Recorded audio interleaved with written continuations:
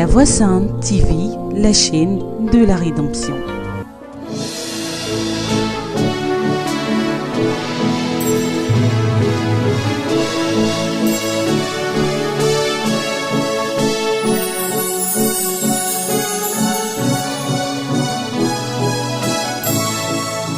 Que le nom du Seigneur soit béni, que la grâce de l'Éternel soit sur nous. Nous sommes à cette émission, une parole, un mystère. Et nous allons parler de quelque chose qui concerne le royaume de Dieu. Et d'ailleurs de quelque chose que nous avons l'habitude de voir, selon la volonté de Dieu. Voilà pourquoi je veux dire merci, Seigneur. Père céleste, Seigneur Jésus-Christ, Dieu de gloire, merci pour ce moment. Merci parce que c'est toi le mystère caché de tous les temps. Et voilà pourquoi tu as parlé en parabole afin que ces mystères encore soient manifestes, pour manifester aussi ta présence, manifester ta seigneurie et ta gloire, afin que toi seul capable d'ouvrir l'entendement et toi seul capable de fermer, demeure le même Dieu glorieux. Seigneur, étends ta main afin de pouvoir décrypter ta parole, ton message, et que nos cœurs en soient tous abreuvés. Béni sois-tu, que l'honneur et la gloire te soient rendus, de ce que soit effacé en ton nom. Je dis Amen. Une parole, un mystère. Nous allons le voir dans le livre de Matthieu 13. Et à partir du verset 18 au verset 23, mais déjà je vais l'introduire à partir du verset 4.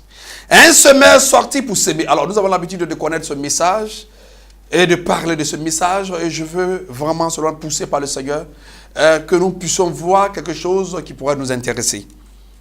Comme il s'aimait, une partie de la sémence tomba le long du chemin. Les oiseaux vinrent et mangèrent. Une autre partie tomba dans un endroit pierreux. Elle n'avait pas beaucoup de racines et elle l'avait aussitôt parce qu'elle ne trouva point un sol profond. Mais quand le soleil parut, elle fut brûlée et sécha faute des racines. Une autre partie tomba parmi les épines montaient et l'étouffaient. Une autre partie tomba dans une bonne terre. Elle donna du fruit, un gain donne 100, un autre 60, un autre 30. Que celui qui a des oreilles entende ce que dit l'Éternel.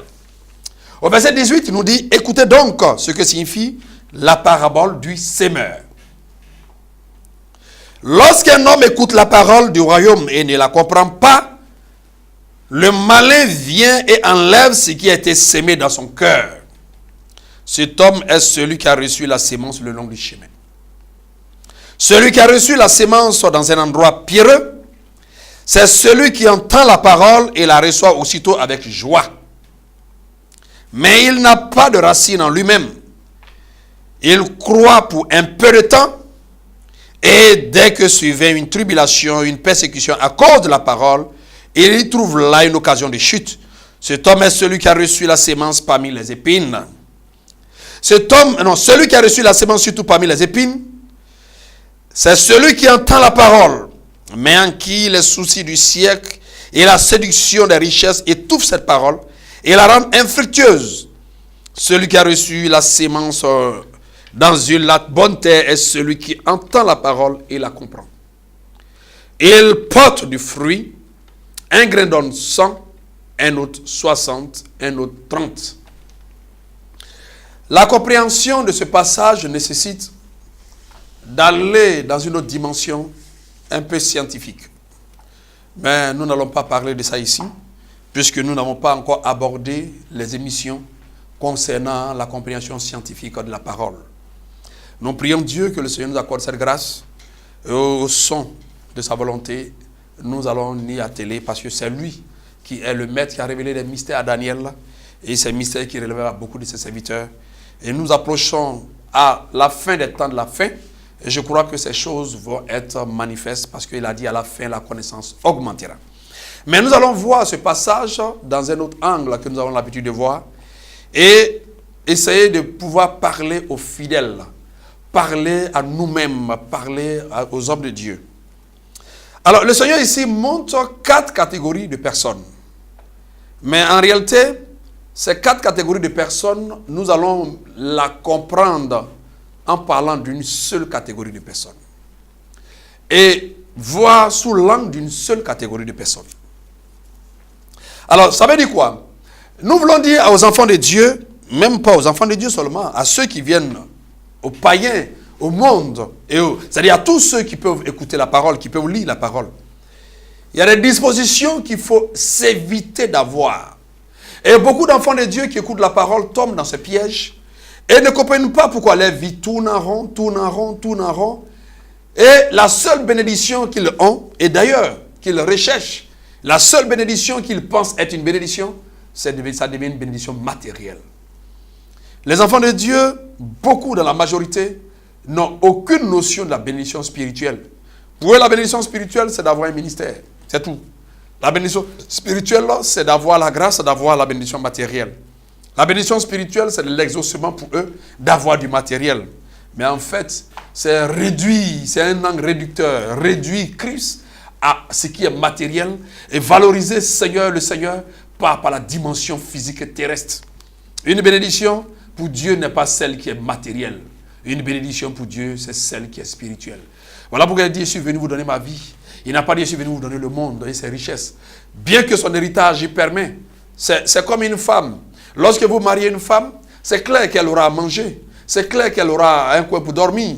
C'est clair que vous allez vous occuper d'elle. Mais ce n'est pas pour ça qu'elle vient. Une femme ne dit pas, je suis béni parce que j'arrive à dormir. Je suis béni parce que j'arrive à manger. Mais tu diras que cette femme n'est pas venue pour toi. Et donc, bien que la possibilité de manger et de dormir est réelle, est permis, mais ce n'est pas ce qui est utile. Ça veut dire que bien que les bénédictions matérielles et terrestres accompagnent les enfants de Dieu, mais ce n'est pas ce qui caractérise quand même notre communion à Dieu. Alors, il dit, lorsqu'un homme écoute la parole du royaume et ne la comprend pas, beaucoup viennent pour la première fois à la parole. Nous allons tenir compte de la première et pour la continuité. Des gens viennent pour la première fois à la parole. Ils vont dans un message, ils écoutent à la radio, ils vont dans une prédication, dans un culte, dans un endroit, dans un séminaire, et en tout cas, là où la parole est prêchée. Si tu écoutes la parole, et non pas pour chercher à la comprendre, et que tu as une autre pensée qui t'anime dans l'écoute de la parole, tu es déjà passé à côté. Tu es déjà passé à côté. Beaucoup sont passés à côté. La parole n'est pas faite pour l'assimiler à autre chose. Elle est faite pour la comprendre. Pourquoi comprendre? Parce qu'elle est faite pour le cœur. Elle est faite pour l'esprit. Elle est faite pour notre vie. Si tu écoutes la parole que tu ne comprends pas, ça veut dire que tu ne cherches pas à comprendre. Beaucoup viennent, ils écoutent les messages dans une position de contestation. Le diable t'a déjà enlevé cette parole. Parce que la position de contestation est déjà une position adoptée et voulue donner par le diable. Quand Satan te donne une position de contestation, c'est fini, il t'a déjà enlevé cette parole. Quand tu écoutes la parole de Dieu, et que tu te trouves dans une position où tu ne cherches pas à comprendre, mais tu recherches autre chose que la compréhension, c'est vrai. Beaucoup viennent écouter la parole et ils ressortent bredouilles. Si ça t'est arrivé, et c'est le cas de ta vie, tu n'es pas chrétien. Le Seigneur dit, tu n'es pas chrétien. Si la parole qui a été sémée a été ôtée, mais 1 moins 1 c'est égal à 0. Tu as écouté la parole, tu n'as pas compris, c'est égal à la parole n'existe pas. Une parole qui reste en toi, c'est une parole comprise. Une parole comprise, c'est une parole consommée. C'est pour cela que quand nous venons au culte, et que nous ne cherchons pas à comprendre la parole, mais nous cherchons à nous comprendre et à chercher nos désirs, nous restons païens dans l'église. Nous restons païens dans l'église. Nous entendons la parole, mais nous ne la comprenons pas. Ne sois pas celui qui entend sans comprendre. Si ton cœur ne comprend rien de la parole, tu n'es pas chrétien. Tout chrétien comprend. Tout chrétien comprend. Si tu ne comprends pas la parole de ton salut, tu ne comprends pas, tu n'es pas chrétien. Celui dont les paroles du Seigneur ont été ôtées du cœur n'est pas chrétien. La foi vient de ce qu'on entend. La foi ne vient pas de tes soucis. La foi ne vient pas de l'exaucement de tes soucis. La foi vient de ce que tu entends. Et ce que tu entends vient de la parole. Et la parole vient pour te sauver. Donc, la parole a sa mission. Tu ne donneras pas une mission à la parole. Et chaque fois que tu écoutes la parole et que tu ne cherches pas à la comprendre, le diable va enlever. Il te rend indigne de la parole. Celui qui a reçu la sémence dans les endroits pierreux est celui qui entend la parole et la reçoit aussitôt avec joie, mais n'a pas de racine en lui-même. Il croit pour un peu de temps et dès que suivait une tribulation, une persécution à cause de la parole, il y trouve une occasion de chute. Voici des gens qui écoutent la parole et qui rentrent dans une joie. Mais pourquoi ils sont dans la joie? Ils n'ont pas compris la parole. Ils ont entendu la parole. Ils ont entendu que la parole va les apporter la bénédiction. Ils ont entendu que la parole va les ôter de la souffrance. Ils ont entendu que la parole va permettre à ce qu'ils soient protégés. Leur joie était manifeste pour le simple fait qu'ils ont trouvé dans la parole les moyens de satisfaire leurs désirs, c'est-à-dire les moyens de pouvoir mettre fin à leurs souffrances. Donc ils sont dans la joie. Ça veut dire qu'ils sont dans la joie. Ils croient à cette possibilité de la parole. Il ne comprend pas la parole. Hein. Lui croit à ce que la parole peut faire pour lui. Mais il ne croit pas à la parole. Il croit à la possibilité de la parole. Celui qui croit au pouvoir de Jésus-Christ, sans croire à Jésus-Christ, il n'est pas chrétien. Il n'est pas chrétien. Celui qui croit seulement au pouvoir de Jésus-Christ, sans croire en Jésus-Christ, n'est pas chrétien. C'est un païen qui se sert de Jésus. C'est un païen qui se sert du trône de Jésus, du parapluie atomique de Jésus, des pouvoirs de Jésus. En fait, il se sert. Regardez, vous n'avez pas vu le magicien qui a dit à Paul, voici l'argent, donne-moi ce pouvoir de guérir.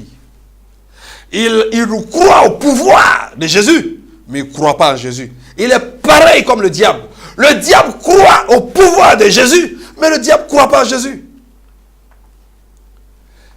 Oui, il ne croit pas en Jésus. Beaucoup sont dans nos églises qui croient à ce que Jésus peut faire, mais qui ne croient pas en Jésus lui-même. Ça veut dire quoi? Ils suivent le Dieu de leurs possibilités sans suivre ce Dieu lui-même. Ça veut dire quoi? En réalité, ils suivent les possibilités de Dieu sans suivre Dieu lui-même. Et donc, partout où Jésus est, ils sont, non pas pour Jésus, mais pour ses possibilités. Dieu dit, tu n'es pas chrétien. Et dans nos églises, si nous sommes là que pour croire au pouvoir de Jésus, sans croire à Jésus, nous ne sommes pas chrétiens. Nous ne sommes pas chrétiens. Et cela arrive par quoi? Beaucoup viennent voir des serviteurs de Dieu. Ils sont malades, ils souffrent, ils ont des maladies bizarres. On les guérit. C'est la guérison de Jésus. Ils ne cherchent pas Jésus. Ils ne cherchent pas Jésus. Certains disent, je suis dehors, je ne sais pas où dormir. Et ils cherchent le Dieu de l'assistance. Ou surtout l'assistance de ce Dieu. Mais ils ne cherchent pas le Dieu de l'assistance. Excusez-moi du mot. Le Dieu qui peut les assister, ils ne le cherchent pas, hein, mais ils cherchent l'assistance de ce Dieu-là. Mais nos églises sont remplies. Voilà pourquoi le Seigneur dit, tout le monde, nul ne peut vivre la parole sans être persécuté, sans être éprouvé. C'est pour cela que Dieu laisse que l'épreuve arrive. On dit, lorsque l'épreuve arrive, c'est là qu'il dit, à cause de quoi? À cause de Dieu, moi j'ai souffert, je ne peux pas, je retourne. L'épreuve est faite pour trier qui est pour Dieu, qui ne l'est pas. Frère, si c'est ta situation, tu n'es pas chrétien. Hein? Si c'est ma situation, je ne suis pas chrétien. Je ne suis pas enfant de Dieu. Voilà pourquoi, quand tu es de ce genre de personne, tu ne recherches que les faveurs de Dieu. Mais tu ne recherches pas ce Dieu. Tu es celui qui a reçu la parole dans des endroits pierreux. C'est-à-dire, ce n'est pas une terre, c'est une pierre. Ça veut dire quoi? Chercher le pouvoir de Dieu, la bonté de Dieu, la grâce de Dieu, la bénédiction de Dieu, sans chercher chez Dieu, c'est une pierre contre Dieu. C'est une opposition, c'est une offense à Dieu. Et beaucoup offensent Dieu. Une parole, un mystère. Arrêtons d'offenser Dieu, il vient bientôt. Il vient très très bientôt. Il peut venir même à cet instant. Il peut venir dans des courts instants. Des instants pour Dieu peuvent être 10 ans, 15 ans, 17 ans, 8 ans, 5 ans. Revoyons notre attitude et cherchons à nous mirer dans la parole pour savoir comment nous réceptionnons la parole de Dieu. C'est pour ça que le Seigneur dit, apprenant mais n'arrive jamais. Celui qui reçoit la parole de cette manière. C'est pour ça que tous ceux qui sont dans la joie, Jésus est béni, Jésus est béni. Mais il est béni parce qu'il a reçu l'information de ce que ses souffrances sont finies. Oui, ne cherche pas le Dieu, la possibilité qui te ôte des souffrances, sans chercher le Dieu de cette possibilité. Voilà pourquoi il dit, celui qui a reçu la sémence dans les épines, c'est celui qui entend la parole, mais qui a les soucis du siècle et la séduction des richesses et toute cette parole et la rende infructueuse. Beaucoup ont rendu infructueux les paroles. Beaucoup ont rendu infructueuses les paroles. Les soucis du siècle. Mais majoritairement, nos églises sont remplies de ceux qui ont des soucis du siècle. Regardez dans la Bible, ceux qui ont eu des soucis du siècle, le Seigneur a dit, vous me suivez, non pas parce que vous avez vu des miracles de Dieu, mais parce que vous avez mangé, vous avez faim. Et ça, c'est la foule. Ne suis pas Dieu parce que tu veux assouvir tes désirs du monde. Il est venu pour renverser l'aiguillon de ce monde qui doit être détrôné par la déchéance de la chair. Une parole, un mystère, tu n'es pas chrétien. Si tu suis Jésus pour assouvir tes désirs, il dit la parole est infructueuse. Mais une parole de Jésus-Christ est infructueuse. Un chrétien qui rend infructueuse cette parole n'est pas un chrétien. Tout homme en qui la parole est infructueuse n'est pas chrétien. N'est pas chrétien. Ce sont les épines. Les ronces et les épines, ce ne sont rien d'autre que les caractéristiques du diable et de la chair. Le Seigneur dit quoi? Sa parole a été étouffée par les soucis du siècle. Mais qui peut étouffer la parole si ce n'est pas le diable et la chair? Qui peut étouffer la parole si ce n'est pas que les ténèbres et la chair? La rendre infructueuse, c'est-à-dire quoi? C'est donner une mission à la chair en nous. Beaucoup ont donné une mission, surtout à l'esprit en nous. Beaucoup ont donné une mission à l'esprit, à la parole en nous. La parole doit me permettre d'avoir une voiture. La parole doit me permettre d'avoir une maison. La parole doit me permettre d'avoir ceci. Mais on ne vient pas à Dieu pour ça d'abord. Si tu as le cœur de ce genre, tu n'es pas chrétien. Le long du chemin, tu n'es pas chrétien. Pierre, cœur de pierre, ce n'est pas chrétien. Cœur d'épine, ce n'est pas des chrétiens. Si nous sommes dans ce genre de disposition, alors regardez ce qui va nous caractériser. Nous allons chercher les bonnes prédications. Une bonne prédication, c'est ce qu'on veut entendre. Ayant la démangeaison d'entendre des choses agréables. Mais ce qui démange, c'est la chair. C'est la chair qui a les réflexes des démangeaisons, des désirs, des aspirations. En fait, c'est la convoitise. On convoite dans la parole les éléments pour assouvir nos désirs. Le Seigneur dit, ce n'est pas chrétien. chrétien normal n'a pas ce réflexe. Voilà maintenant ce qu'est le vrai chrétien. Celui qui a reçu la parole dans la bonne terre est celui qui entend la parole et la comprend.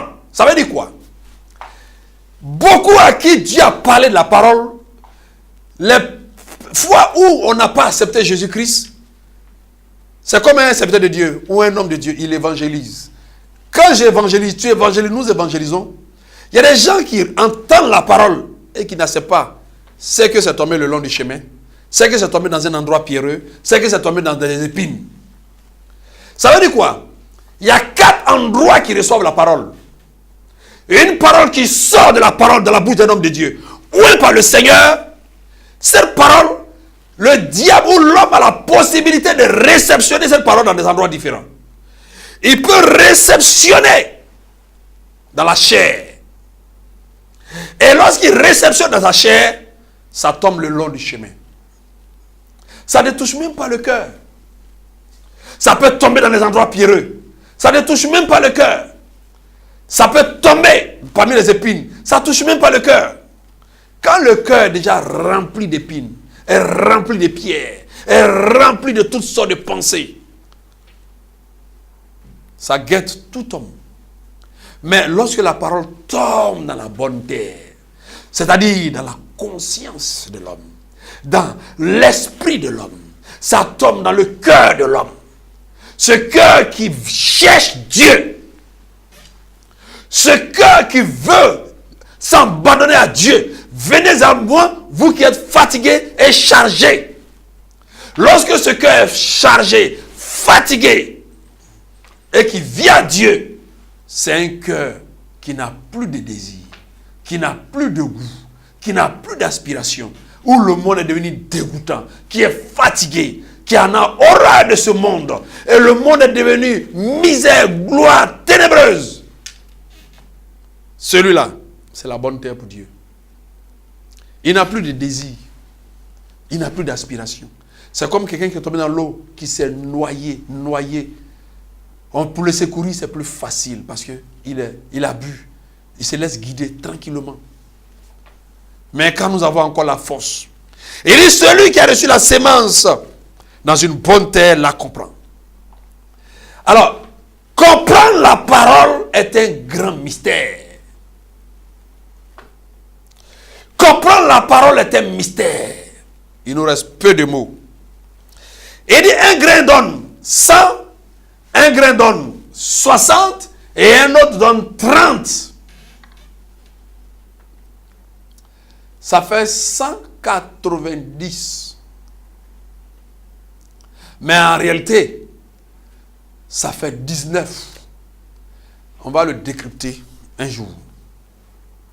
On va démontrer comment les 100 portions de la graine contribuent à permettre à ce que nous sortons du stade du chrétien mondain au chrétien charnel. Et nous allons voir comment les 60 portions vont nous permettre d'être des vases d'argent et des vases d'or. Et les 30 autres portions vont nous permettre d'être aux noces et d'être l'épouse. C'est des mystères. Les 100, les 60 et les 30, c'est ce qui permet, depuis le salut jusqu'à l'enlèvement, toute la sémence, les fruits qu'il faut pour nous permettre d'être à ces étapes-là. Un grain donne 60, 100, 30. Tout chrétien normal rentre dans un processus de consommation des graines du Seigneur. Consommation de la parole. C'est la parole qui est sémée et c'est la parole qui donne. Et donc, quand la parole est sémée, elle donne 100, elle donne 60, elle donne 100 et 30. Et la parole qui donne 100, c'est pour l'homme, c'est pour le chrétien. La parole qui donne 60, c'est pour le chrétien. La parole qui donne 30, c'est pour le chrétien. Donc le Seigneur donne autant de fruits pour notre maturité, pour notre marche. Depuis le jour où nous avons reçu la parole, pour comme le Seigneur, ou le Seigneur a reçu le Seigneur comme sauveur, jusqu'à ce qu'il vienne, le Seigneur a réservé 190 fruits, compartimentés en 3 catégories. Une catégorie pour nous permettre de passer des vases viles, et en plus, 60 catégories pour nous permettre de passer aux vases d'honneur. Les 100 des vases viles permettent de passer aux vases de bois, aux vases de terre, aux vases de bois. Et les 60 permettent de passer aux vases d'argent, aux vases d'or. Et les 30 nous permettent de revêtir l'incorruptibilité et l'immortalité. Mais ça, il faut un schéma scientifique. On ne peut le comprendre que dans un tableau scientifique, avec des démonstrations. Mais nous allons nous contenter que de l'exprimer comme ça. Que le Seigneur nous bénisse. Soyons des chrétiens. Tout chrétien normal est dans un processus de progression. Tout chrétien normal. Si tu n'es pas dans un processus de progression, d'élévation, de maturité, c'est que tu es assimilé aux 3 autres catégories. Tu n'es pas chrétien. Tu finiras par être transformé en ivré. Regarde toi-même, que je me regarde. Suis-je un enfant de Dieu ou suis-je livré? Livré, la parole ne prospère pas en lui. Le blé, la parole prospère en lui. Il comprend et il cherche à comprendre ce que veut dire 100, ce que veut dire 60, ce que veut dire 30. Même s'il ne comprend pas, mais sa vie est guidée par l'Esprit, et dit le Saint-Esprit vous conduira. Il vous conduira. Le Saint-Esprit nous conduit dans la vérité de ses fruits. Que le Seigneur nous bénisse. Je vous remercie.